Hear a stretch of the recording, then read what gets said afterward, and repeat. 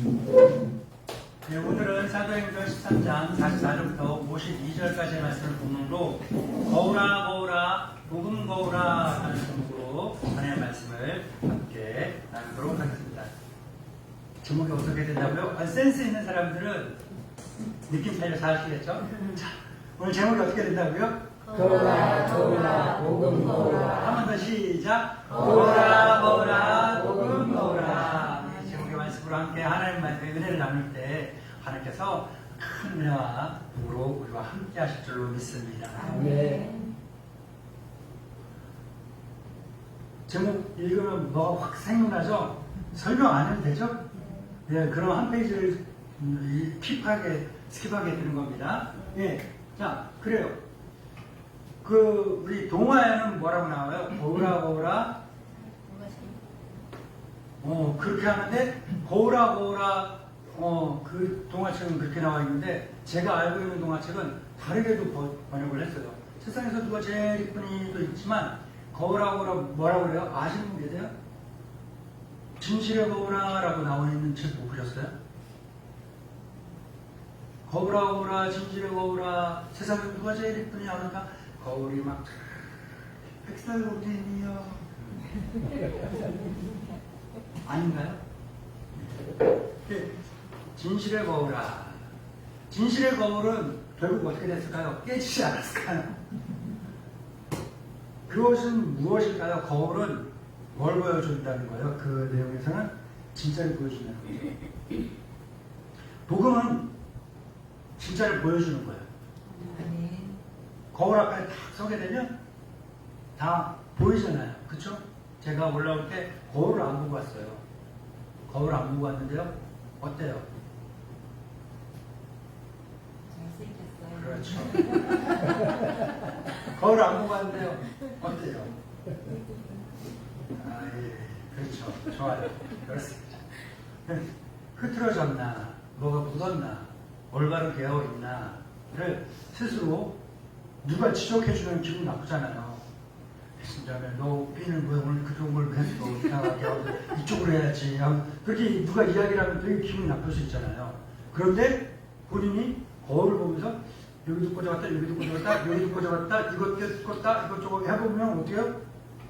누가 기분 나쁘다고 안 하고 스스로 알아서 올바른 걸 찾을 수 있고 가장 좋은 걸 찾을 수 있잖아요. 뭐에 비춰볼 때? 거울에 비춰 누구를 볼 때? 나를 볼 때.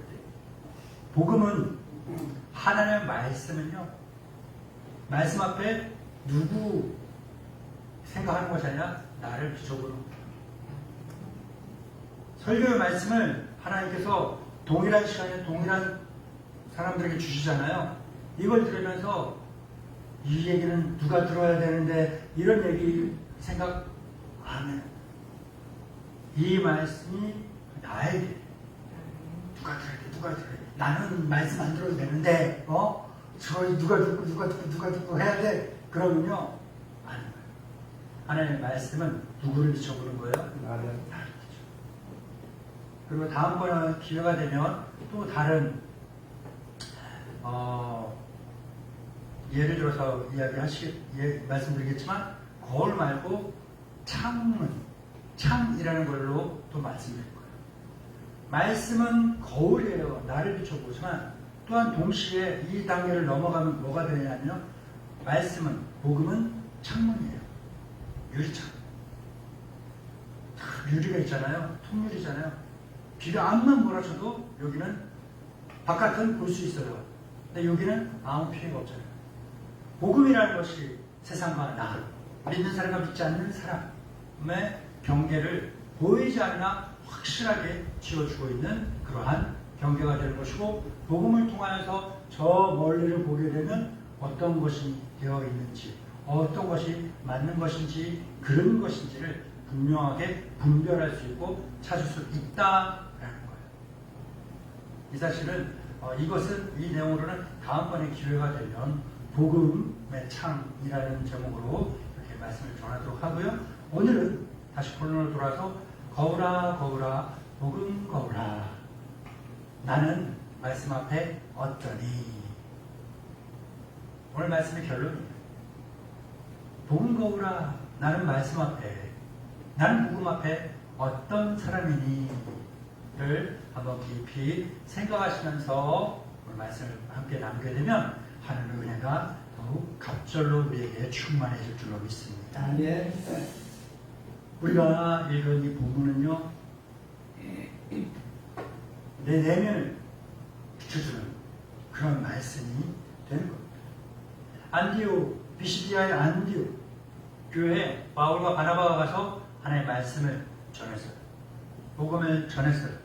복음을 전했더니 오늘 읽은 본문에는요, 크게 세 부류의 반응이 나타나요. 첫 번째는 뭐냐? 뭘까요? 이방인들이 복음을 전하고 복음에 열광하는 것을 보니까 유대인들이 뭐를 했을까요? 시기. 뭐라고요? 시기. 두 번째는 바울과 바나바를 통하여서 복음, 하나님의 말씀을 전해받은 이방인들이 가진 뭐가 있을까요? 기쁨. 뭐라고요? 근데 기쁨도 무슨 기쁨이냐면 구원의 기쁨. 뭐라고요? 구원의 기쁨. 그냥 톤 다운 시키지 말고 목사님이 좀 리듬을 실으면 거기 좀 맞춰서 한번 해보세요. 은혜가 더 돼요. 구원의 기쁨. 구원의 기쁨. 그리고 세 번째 복음에 대한 반응이 뭐가 나오냐면요, 제자들의 성령 충만한 기쁨. 제자들의 성령 충만한 기쁨. 이 세 가지 반응이 나옵니다. 우리 한번 천천히 오늘 본문을 따라가면서 이 세 가지 반응을 지켜보면서 복음 거울 앞에 나는 어떠한 모습, 어떠한 반응을 가진가를 한번 자세히 보시기 바랍니다. 기분 나쁘실 거 없어요. 누가 뭐라고 하지 않으니까. 자기 스스로 오늘 말씀을 통해서 이 말씀 앞에 나를 한번 비춰보시길 바랍니다. 본문을 같이 읽어봅니다. 44절부터 45절입니다. 시작! 그가 원시에는 오심이 거리다 하나님의 말씀을 듣고자 하여 보니 유대인들이 그를 보고 시가 가득하여 바울이라는 것을 반박하고 비방하거든. 아멘. 우리가 첫 번째로 살펴볼 복음 앞에 어떤 반응이 나타나느냐, 아까 말씀드렸던 것처럼 유대인들의 뭐라고요? 시기심. 이 사람들은요, 유대인들은요, 선택받은 사람들이에요. 하나님의 율법을 먼저 받은 사람이고, 하나님의 축복의 언약을, 약속을 먼저 받은, 심지어는 인류를 구할 메시아, 뭐라고요? 메시아에 대한 약속. 우리 단영자는 메시아의 약속, 뭐라고요? 메시아의 약속을 보장받은 사람들인 거예요. 근데 정작 메시아께서 오셔서 복음을 사람들에게 전해주고 복음이 드러나게 됐을 때 유대인들은 어떻게 했어요? 치우쳤어요. 비시디아 지역의 안디옥에 바울과 바나바가 가서 예수 그리스도의 복음을 전했더니 온 성에 있는 모든 사람들이 다 몰려들어가고 복음을 듣고 구원을 받으려고 그렇게 했는데 유대인들은 어떻게 했다고요? 시기.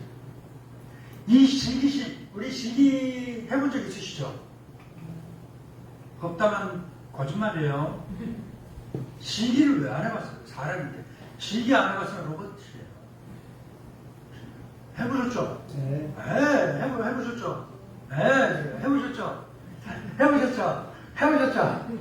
네, 다 해봤어요. 해봐야 잘하는 거예요. 이 시기심 없으면 사람다운 맛이 없잖아. 매력이 없어요. 그런데 나는 어떤 때 시기심이 생겼던가 한번 생각해 보시자는 거예요. 시기심의 근원, 뿌리가 무엇인지 한번 살펴봅시다. 뭘까요? 어떤 때 시기심이 생길까요? 바로 이 시기심은 어디서 나오냐면 탐심에서 나와요. 뭐라고요? 욕심이죠. 욕심. 우리 10계명에 보게 되면 10번째 계명이 뭐예요? 내 이웃의 집을 탐내지 말라 하면서 다 나와요. 탐내지 말라. 욕심 부리지 말라. 이 하나님의 말씀을 거역한 사람들의 마음 속에서 생겨나는 것이 바로 이 탐심이요, 욕심이요. 욕심 중에도 여러 가지 욕심들이 있잖아요. 그 욕심들 중에서 어떤 부분이 시기심의 씨앗일까요? 소유욕. 뭐라고요? 소유욕. 소유욕, 그리고 뭐예요? 소유욕은 다른 말로 뭐예요? 독점하고 싶은 거예요. 나 혼자 갖고 싶은 거잖아요. 독점욕. 이게 바로 시기심의 시작입니다. 그들은요, 유대인들이 왜 시기했느냐? 이방인들이 복음을 듣고 구원받는 걸 보고서 시기한 거예요. 왜? 복음은 누구 거여야 되는데 우리 거여야 되는데, 메시아는 누구 거여야 되는데, 구원은 누구 거여야 되는데, 하나님 우리는 누구 거여야 하는데, 그런데 누가 받고 있어요? 아우, 내가 거 뺏긴 것 같잖아요. 내가 갖고 있어야 되는 거 뺏겨온 것 같잖아요. 내 독점욕에, 소유욕에, 내 욕심에, 내 탐심에 손해가 나는 거잖아요. 그러니까 뭐가 생긴다고요? 시기심이 생겨요. 포도원 주인이 아침 일찍부터 시간마다 길거리에 나와서 사람들을 불러다가 자기 포도원에 들여보내서 일을 시킵니다. 아침 6시에. 한낮에. 그리고 저녁 5시에. 그래서 일당을 딱 주는데 맨 마지막에 와서 1시간 일한 사람이 한 달란트를 받아요. 처음에 왔던 사람들은 뭘 받아가야 돼요, 그럼? 적어도 6시간 더 일했는데 6달란트나 10달란트는 더 받아가야겠죠? 그런데 똑같이 한 달란트 받아요. 그 처음에 와서 열심히 하루 종일 일한 그 사람들이 맨 나중에 와서 1시간 잠깐 깔짝 일하고 간 사람들이랑 똑같은 페이를 받게 되었을 때 그들은 뭐라고 했습니까? 억울합니다. 왜 그 사람들이 똑같아야 됩니까? 우리가 더 많아야 되잖아요. 이 사람들의 이러한 마음, 감정이 시기심이에요. 시기심. 그렇기 때문에 시기심은요, 영적인 병입니다. 뭐라고요? 영적인 병입니다. 영적인 분별력을 심각하게 훼손시킵니다. 분별하지 못하게 합니다. 욕심의 눈이 멀어라는 말을 잘 아시잖아요. 욕심의 눈이 멀어, 시기심의 눈이 멀어, 옳은 것을 그르다 말하고 그른 것을 옳다 말하고 진리를 부정하고 부정을 진리라 말하는 것, 이것이 바로 시기심. 시기심의 눈이 뒤집힌 사람들 앞에 복음의 진리가 더 이상 중요하지 않습니다. 내 기득권, 내가 갖고 있어야 되는 것, 내 권리, 이것만 더 중요합니다. 내 권리가 침해당합니다. 내 소유가 손해가 났다. 이것이 더 중요한 거지, 하나님의 나라, 영광, 구원, 천국, 이런 것은 소용없는 겁니다. 혹시 오늘 말씀을 듣고 있는 우리 가운데 이 시기심이 나도 모르는 사이에 가득해서 하나님 앞에 나와 예배하는 것이 보다 다른 곳에 가서 이 시간에 돈을 번다든가 공부를 한다든가 다른 것들을 한다는 것, 이것이 더 중요하게 여겨지는 사람이 있다면 나도 모르는 사이에 시기심에 가득 사로잡혀 있구나라는 사실을 아셔야 돼요. 그래서 시기심은 뭐라고 그랬어요? 영적인 뭐라고요? 병이에요. 병. 뭐라고요? 병이요. 병은 뭐 할 수 있어요? 고칠 수 있어요. 고칠 수 있습니다. 절망이 아니에요. 고칠 수 있는 겁니다. 내가 영적인 병에 걸렸다고 해서 끝이 아니라는 거예요. 희망이 있는 겁니다. 일어설 수 있는 것이고 고칠 수 있는 것입니다. 이 시기심은요, 또 병이기 때문에 어떻게 될까요? 그 공동체 가운데 시기심이 있는 사람이 있으면 어떻게 되는 줄 알아요? 공동체가 와해됩니다. 무너져요. 무너져요. 복음의 능력을 제한합니다. 복음은 모든 사람들에게 열려 있는 거예요. 그렇죠? 어느 누구나 주께 나오라. 어서 와서 주의 말씀 들으라. 하늘아버지가 오라 하시니 어느 누구나 오라. 복음은 누구에게나 다 열려 있는 거예요. 그런데 시기심이 있는 사람이 있는 공동체는요, 와야 될 뿐더러 이 복음이 제대로 전해지지 못하고 복음 들으러 누가 오더라도 그냥 배척해버리는 그러한 일들이 생겨나는 겁니다. 외국에 가보시면 아시겠지만 특히나 기독교 국가에 있는 서방 세계에 가보게 되면요, 큰 교회 옆에는 꼭 뭐가 딸려 있었어요? 공동묘지가. 뭐라고요? 공동묘지. 옛날 교회 마당에는요, 뒷뜰에는요, 공동묘지였어요. 거기 교회를 다니다가 죽은 사람들이 그 공동묘지에 묻히고 그 교회 목사님이 그 장례를 치러주고 하는 거예요. 그래서 교회에서는요, 애가 태어나서부터 결혼하고 죽을 때까지 다 교회를 통해서 다 이루어진 것이 서방세계.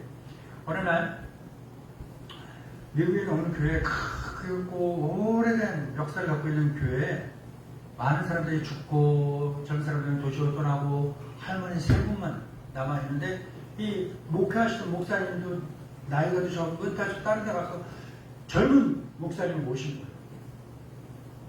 할머니 3명 앉혀놓고 그 큰 예배당에서 젊은 목사님이 예배를 드리고 말씀을 전하려니 힘이 있겠습니까? 없겠죠. 거기 앉아있는 그 할머니 3분은 암만 좋은 능력 있는 설교를 한다 할지라도 뭔가 감흥이 있겠어요? 없겠죠. 그래서 목사님이 기도했던 끝에 다시 한번 원쪽으로 돌아가야겠다 해서 이제 운동을 했습니다. 교회에서. 뭐 어떤 운동이냐면 부흥 운동을 한 거예요. 우리 전도합시다. 하자. 할 수 있다. 하면 된다. 안 되면 되게 하라. 뭐 이렇게 하면서 뭐 전도하자고 한 거예요. 목사님이 얼마나 열정 있게 했겠어요. 할머니들이 예배 끝나고 나서 뭐라는 줄 알아요? 안 돼요. 왜 안 됩니까? 왜 전도하면 되죠? 왜 안 돼요? 사람들 교회 오면 안 돼요. 뭔 소리 하시는 거예요? 우리 교회 공동묘지 자리가 이제 3밖에 안 남았는데 그 사람이 오면 나 묻힐 자리 없다고 안 된다고. 시기심의 사로잡혀서 하나님의 영광과 능력을 가려버리는 그러한 사람들이 있는 거예요. 사람들이 와서 부흥이 되고 교회 재정이 좀 넉넉해지게 된다면 몇 자리 땅 사서 늘 피면 되잖아요. 그래요, 안 그래요? 그럼 되는데 뭐 그 있는 내가 먼저 가야지 그러고 있어. 지게심에 눈을 보면 하나님께서 마련하신 큰 은혜와 복을 볼 수가 없어요. 영적 분별력이 사라진 거죠. 그러니까 우리는 복음 앞에 말씀 앞에 어떻게 해야 될까요? 지게심이 아니라 겸손과 감사가 있어야 된다. 항상 말씀 앞에 겸손하시기 바랍니다. 말씀 앞에 감사함으로 나아가시기 바랍니다. 이어지는 말씀입니다. 46절부터 48절입니다. 시작. 바울과 바나바가 단둘이 말하여 이르되 하나님의 말씀을 마땅히 먼저 너희에게 전할 것이오되 너희가 그것을 버리고 영생을 얻기에 합당하지 않은 자로 사처하고 우리가 이방인의 영으로 하노라. 주께서 같이 우리에게 명하시되 내가 너를 이방의 빛으로 삼아 너로 땅 끝까지 구원하게 하리라 하셨느니라 하니 이방인들이 듣고 기뻐하여 하나님의 말씀을 찬송하며 영생을 주시로 작정된 자는 다 믿더라. 아멘. 우리가 복음 앞에 나타난 첫 번째 감정은 유대인들의 뭐 어떤 감정이랬어요? 두 번째는요, 이방인들의 구원의 아멘. 이방인들은요, 유대인들처럼 하나님을 알고 말씀을 받은 그 선지식이나 특권이 없었어요. 그들은 평생 우상 섬기면서 살아왔고요, 하나님에 대해서 무지한 사람들이었습니다. 그러나 그런 사람들에게 하나님의 말씀이, 복음이 전해졌을 때 그들이 어떤 마음이 있었기 때문에 그 말씀을, 복음을 받아들일 수 있게 됐을까요? 따라해볼까요? 순수한 마음. 순수한 마음이 있었기 때문에 복음이, 말씀이 전해졌을 때 그걸 받아들이고 구원을 받을 수 있게 된 거예요. 아멘. 이 말씀을 뒤집어서 본인에게 한번 적용해 봅시다. 하나님의 말씀이 이 시간에도 매주 예배 시간마다 선포되고 나에게 전해지고 있는데 그것에 내가 기쁨과 감사함으로 겸손함으로 아멘하지 못하고 있다는 것은 내 마음의 순수함이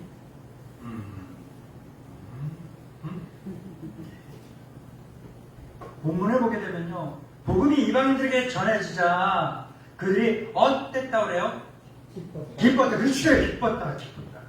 이 기뻤다라는 게 좋잖아요. 그냥 단순히 기분만 좋았을 거예요. 이야기할까요? 아니요. 그래요.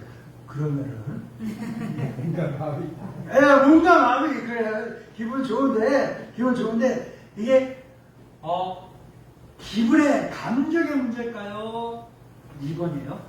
깊은 영혼의 환희일까요? 영혼이 그래요. 영혼의 환희. 영혼 깊은 곳에서 우러나오는 환희가 있는 거예요. 환희가 있는 거예요. 나도 몰라. 왜 그런지 몰라. 그런데 이 환희가 있는 거예요. 환희와 환희는 달라요.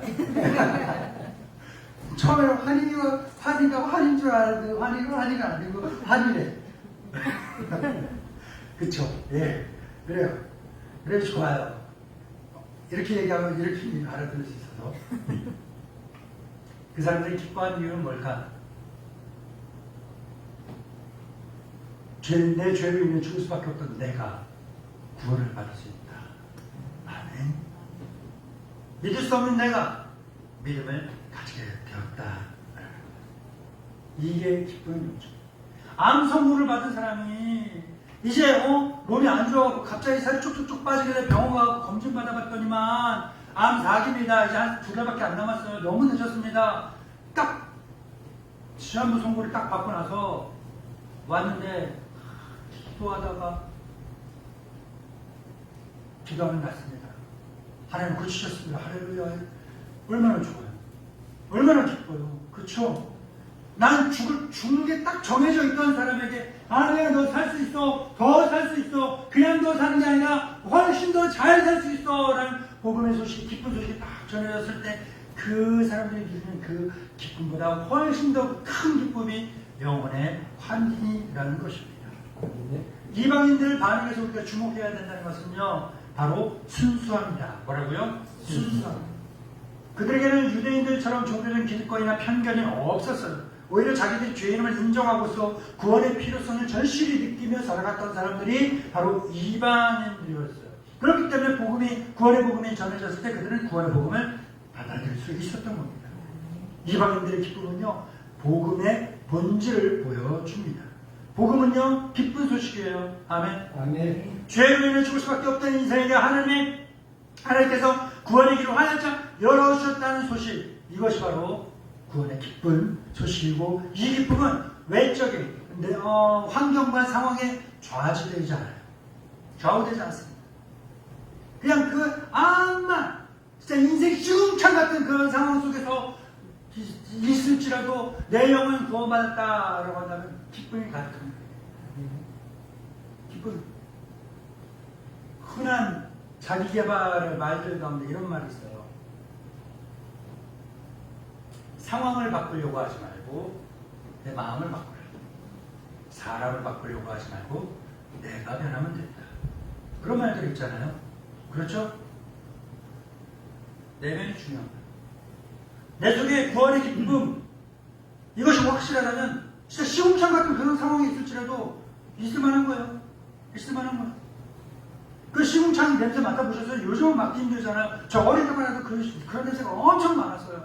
그 시궁창 냄새마저도 뭐예요? 좋아요. 나쁘지 않나.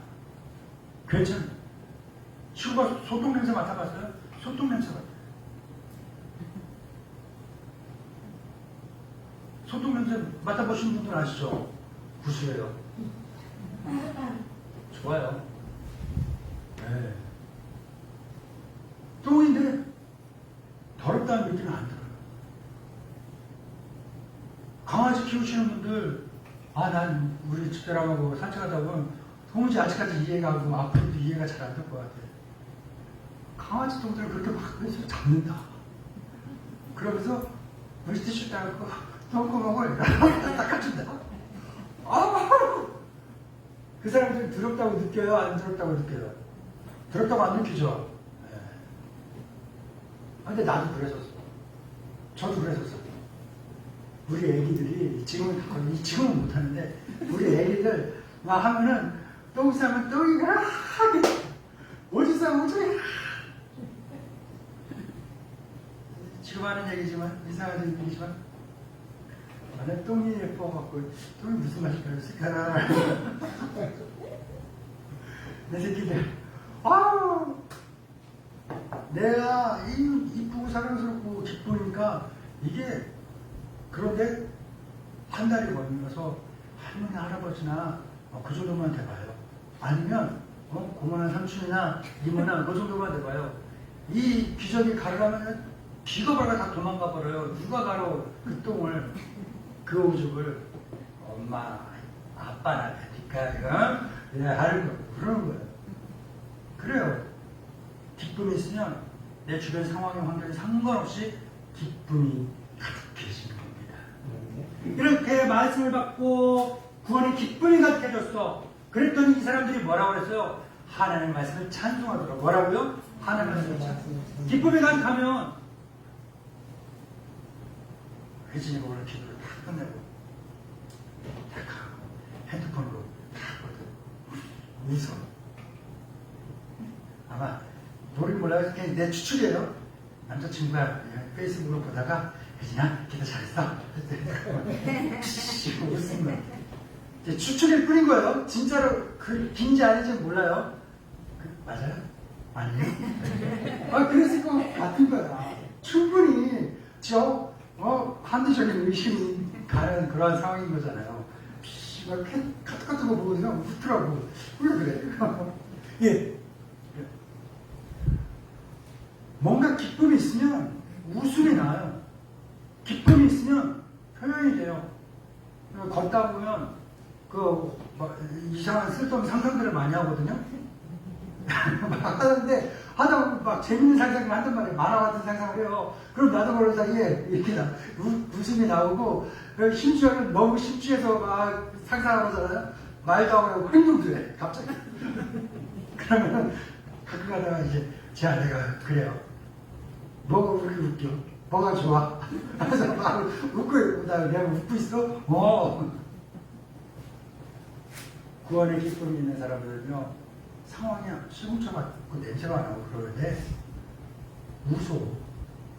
하나님 찬양이 그냥 나와요. 야, 미친 거 아니야 당신? 지금 이 상황에 지금 우리가 다 공경에 처했고 난리가 나겠는데 왜 당신 찬양을 노래를 당신 정신이 나갔구나. 충격이 너무 커서 이런 이야기를 들을 정도로 구원의 기쁨이 가득하면, 영혼에 내적인 환희가 가득하게 되면 뭐가 되는 거예요? 하나님 말씀 찬양할 수밖에 없어요. 우리가 늘 하나님 찬양하는 것이 생활이 될 수 있기를 축원합니다. 네. 그리고서 오늘 마지막 절에 뭐라고 그랬어요? 마침 우리가 지금 읽었던 말씀 마지막 부분에 하나님께서 영생을 주시기로 된 자들은 작정빈장에 믿더라, 구원받더라. 아멘. 이건 뭘 이야기하냐면요, 구원은요 누구의 주권이다? 하나님의 주권이다. 하나님의 주권. 근데 그것만이 아니라 또 반대, 손바닥도 맞춰야 소리가 나는 것처럼 하나님은 모든 사람이 구원받을 수 있도록 기회를 열어놓으셨어요. 한쪽 손은 다 펴줘야 돼요. 그러면 이제 왼손이 와서 맞춰줘야 돼요. 맞춰줘. 이 왼손이 와서, 다른 한쪽은 뭐냐? 복음을 전해 드리는 사람, 말씀을 받은 사람의 책임이에요. 말씀을 듣고 이 시간 똑같은 말씀을 듣고서 어떤 사람들은 그래요 맞춰서 목사님 은혜 많이 받았습니다. 특히나 오늘 말씀에 이 부분이 큰 은혜, 목사님 오늘 은혜 많이 받았습니다. 특히나 오늘 목사님 말씀 전하신 것들 중에서 이 부분의 말씀이 내 마음을 픽픽 찔렀습니다. 은혜 많이 받았습니다. 감사합니다. 그런 사람들도 있을 것이고 있기를 바랍니다. 있었으면 좋겠습니다. 어떤 사람은 똑같은 시간, 똑같은 말씀을 듣고 있는데도 끝나고 그냥 목사님이다. 그냥 나 왔다가 갔어. 1시간 반, 2시간 채우고 갔어. 그냥 가. 이런 사람은 없기를 바랍니다. 사라지기를 바랍니다는 아닌데 이런 태도들이 변화되기를 바랍니다. 아멘. 예. 구원은 기회는 다 열려져 있어요. 말씀에 대한 반응, 말씀을 듣고 복음을 듣고 교회를 올려오는 결단, 믿음을 가지려는 그 결심은요 누구 책임이에요? 말씀 들은 사람 책임. 저는요, 목사님 봐봐요. 얼마나 열심히 준비하고 막 해요. 열심히 하잖아요. 안 해요? 대충 때우는 것 같아요? 말이 없으면 긴 것 같은데 내가 더 열심히 해야겠다. 너 춤을 춰야 되려나? 열심히 해요. 막 땀을 축축 흘리면서 막 다리 후들후들 떨릴 정도로까지 애를 다 쏟아내면서 그냥 다 복음을 전해요. 그러고 난 다음에는 이제 나중에 나온 말씀이지만 여러분이 은혜 받고 안 받고 말씀대로 살는 거 그거는 누구 책임인 거예요? 여러분 책임인 거예요. 뭘 목사님 책임이에요? 그래요. 죄송합니다. 네, 본인 책임이야. 자기 책임이야.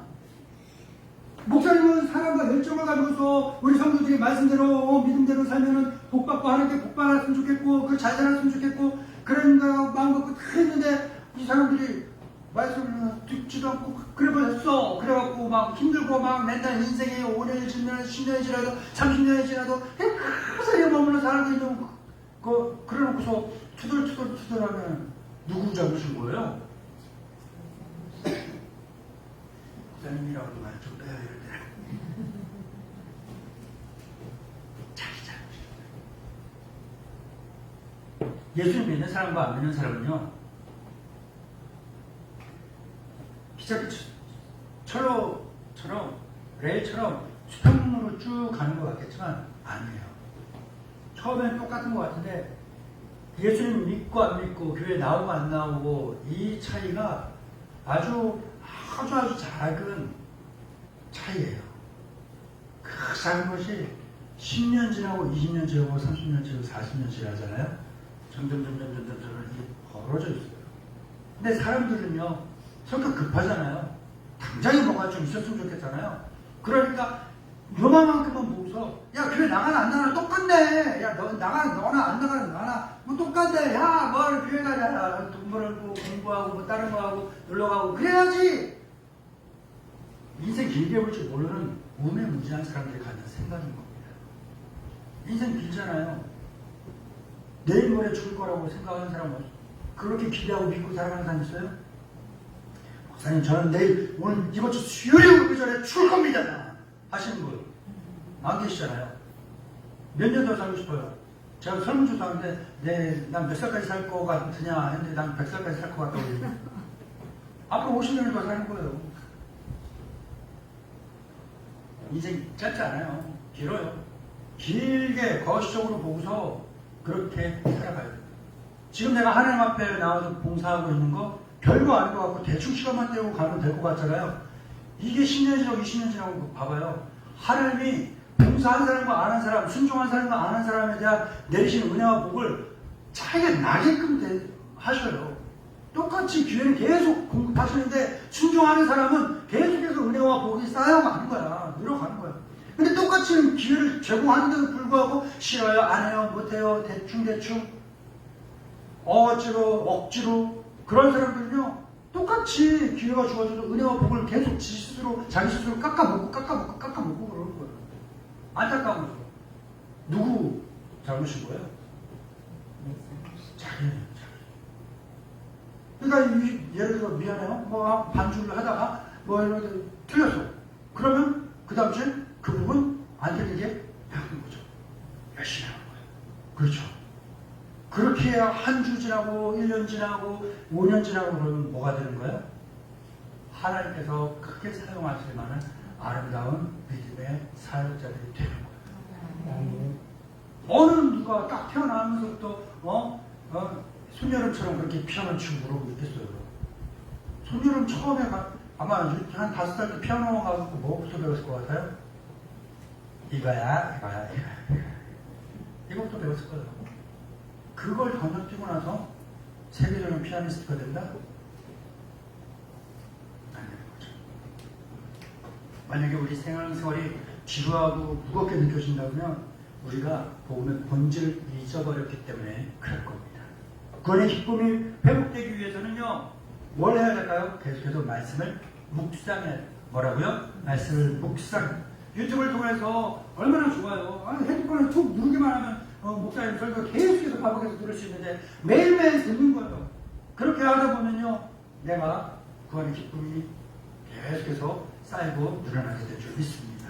마지막으로 49절부터 52절입니다. 시작. 내 말씀이 그 땅에 퍼지니라. 이에 너희들이 영원한 믿음과 의심을 전자를 성하여 바로와 바나바를 박해하게 하여 그 지역에서 쫓아내니 두 사람이 그들을 하여 발을 끌어버리고 이곳으로 가는 제자들이 기뻐하며 성령이 충만하더라. 아멘. 세 번째는 뭐냐면요. 제자들의 성령 충만한 기쁨이다. 뭐라고요?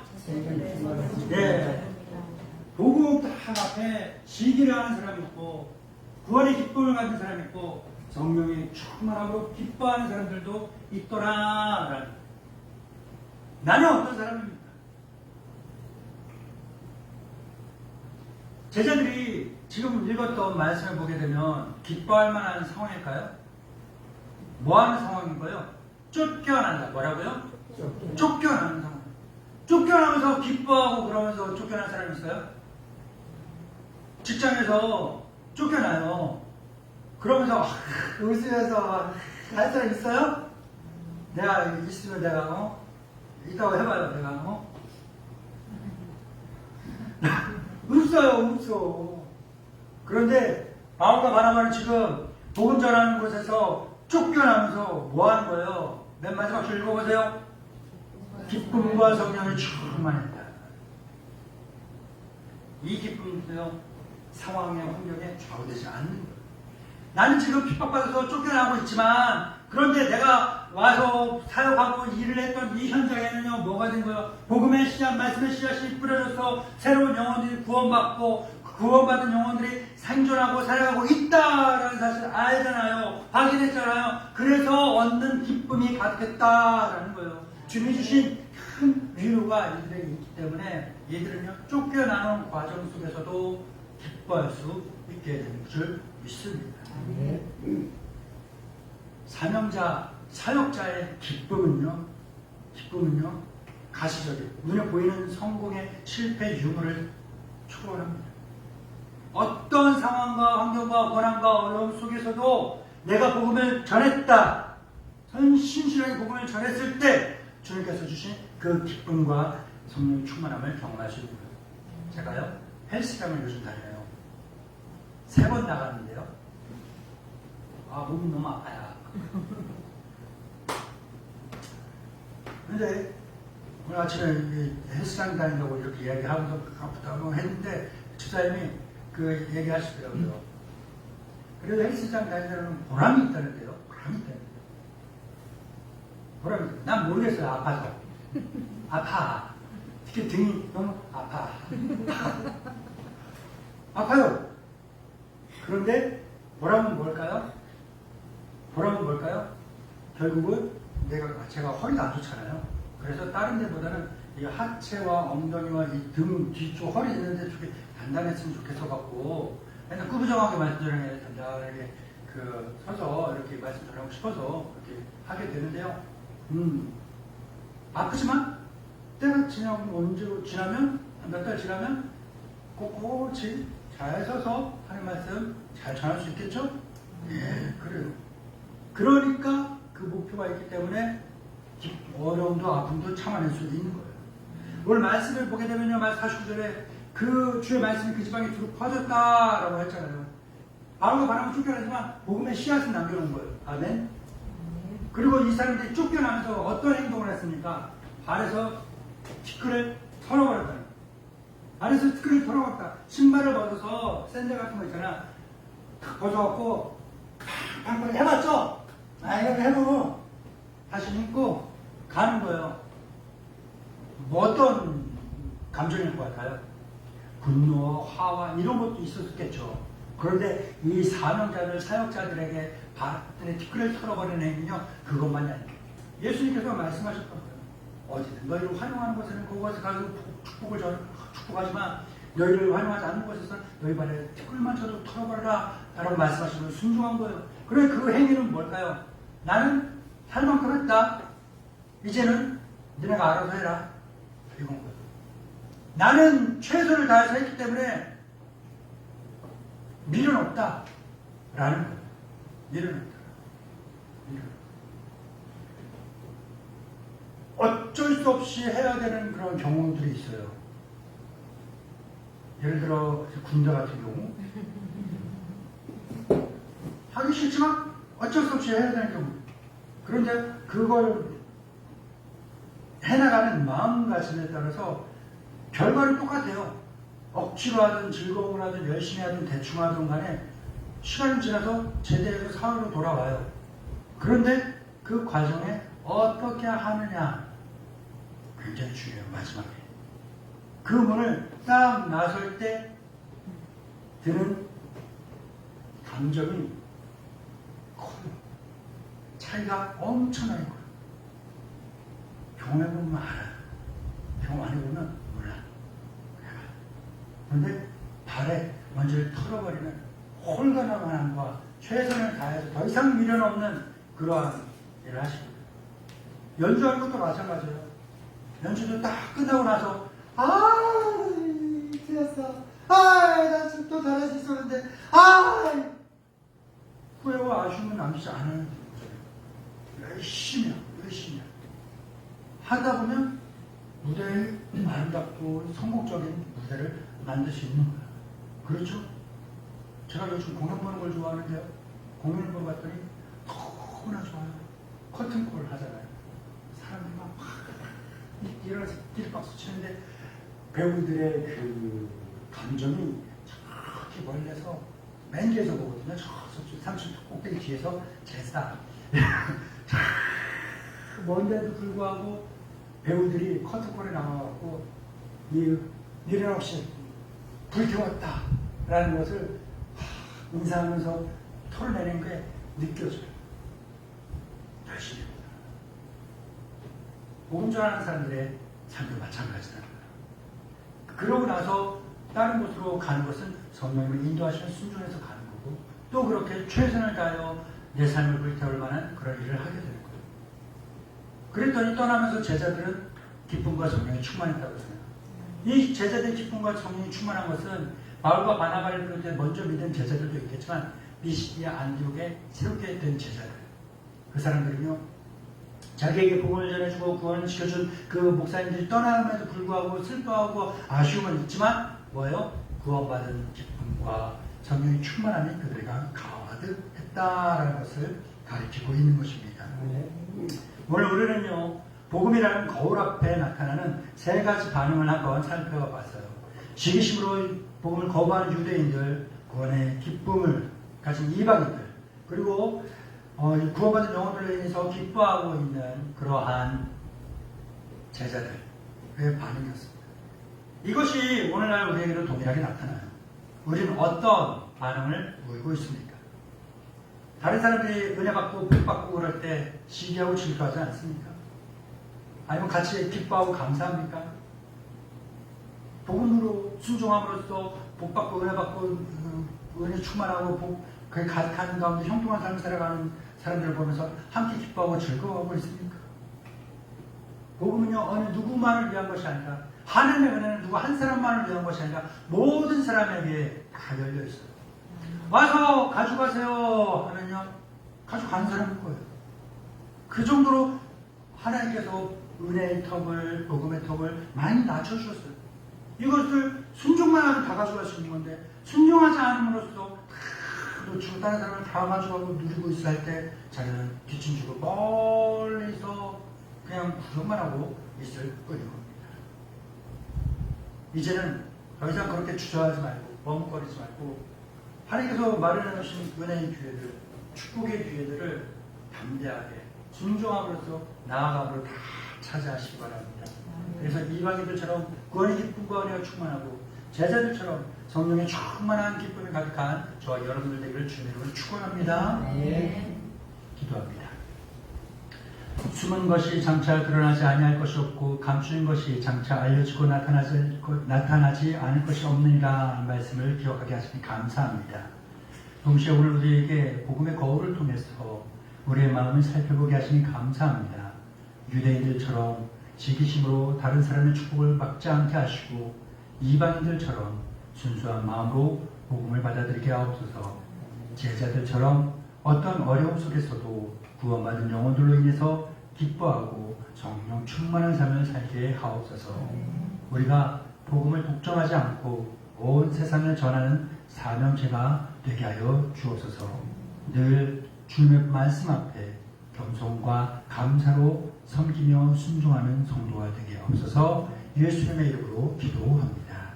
아멘.